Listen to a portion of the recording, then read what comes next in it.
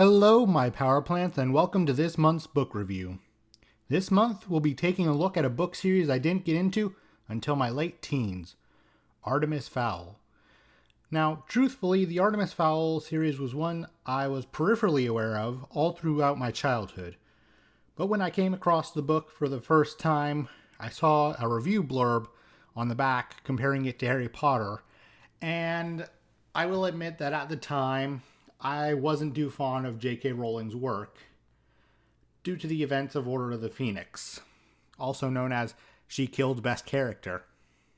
Anyway, so I foolishly gave the Artemis Fowl books a pass several years later, and I picked up the first book on a whim, and realized two very important things. Firstly, Artemis Fowl was almost nothing like Harry Potter.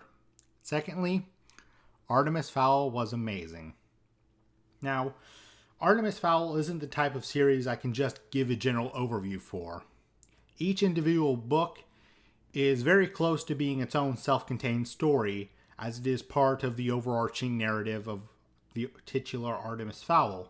However, I'll try to keep spoilers and such to a minimum where I can. Now then, Artemis Fowl is the story of, you guessed it, Artemis Fowl, a young genius who discovers the existence of magic and magical races. He then sets out to take them for all they're worth by kidnapping an elf. Things escalate very quickly from there. From here on out, the spoilers are going to be flying fast and loose. Like I said, I'm going to try and keep anything too plot critical under my hat, but you've been warned. I'm not going to hold back if I feel something needs to be said. Now, like I mentioned previously, each book is fairly self-contained, with only cursory background knowledge needed of the books before it. However, as this review's purpose is to give you an idea on if you wish to pursue reading the books, I shall primarily be focusing on the first book. That won't preclude me from mentioning the other books, but I'll try to keep it to a minimum. First, the positives. The characters are amazing. They play off each other fantastically, and there's only one time in the whole franchise that I want to strangle the main leads, which I can attest is something amazing. Artemis, he's far too clever for his own good, but makes up for it by being generally clever. I know what I said. Holly, the elf Artemis kidnaps, is sugar and spice and everything nice with a huge helping of chemical X. She will also kick your teeth in if you look at her funny. Clearly best girl, don't at me. Rounding out our lineup is the big guy skirting the line between main lead and support, the ever-faithful bodyguard who only goes by Butler. You couldn't ask for a more stalwart friend than him. Together, they make the Three Musketeers and they will save the world from the Fire Nation. Or something like that. The story on a cursory glance is fairly straightforward. Artemis wants something, he tries to get it, and ends up dragging Holly and Butler along with him.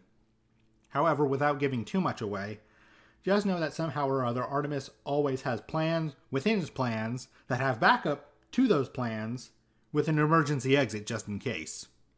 But as also most people are aware, plans don't survive first contact with the enemy.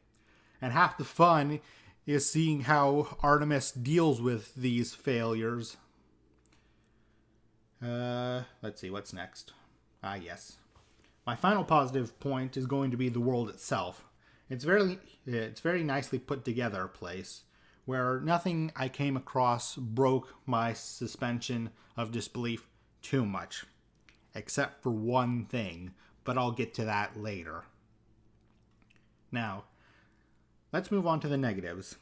This section is just a couple of points that got stuck in my craw that annoyed me to no end. Feel free to disregard this part entirely. Firstly, we have the romance, or lack thereof. Basically, without spoiling the plot of one of the later books, Artemis and Holly have major chemistry. But because Artemis is an emotionally stunted jackass, he done goofed it up. I really, really, really, really wanted them to get together. And I will be eternally sad because of it. Next, we have the hidden magical world trope. Maybe it's my misplaced faith in the goodness of humanity, but I've never really appreciated the hidden magical world trope. I didn't like it in Harry Potter, and I don't like it here. There's no real deep meaning behind it. Let's move on. Now, my final gripe is the one I mentioned earlier, the one that broke my suspension of disbelief. And this will include a heavy spoiler for the very end of the last book. But, so you've been warned. But Artemis gets cloned, and the framing device of all the books becomes Holly telling the cloned Artemis about the misadventures she and the original Artemis got up to. I don't like it. It feels completely out of left field and nonsensical. It just seems pointless, I guess. There are other reasons pertaining to the clone that gives me feelings of ill will, but at that point, I might as well just tell you everything about the whole book series, so I'm going to keep that one on the down low. Because hopefully some of you will be looking to pick up this series, so I hope you find out for yourself, and maybe you won't find it as distracting as I did. And that wraps up this review. Thank you for joining me on this, my second book review. It's kind of hard to believe it's been a month already. If I had any sort of talent for it, I'd be writing poems and epics on how much I'm swept away by how much support I've gotten in just this short amount of time. Every comment, like, view, and subscription means the world to me. And I mean that sincerely. Thank you again. Remember to like, comment, subscribe, hit the bell so you know whenever my videos go up. And if you would be so kind, get off my lawn, you filthy casuals.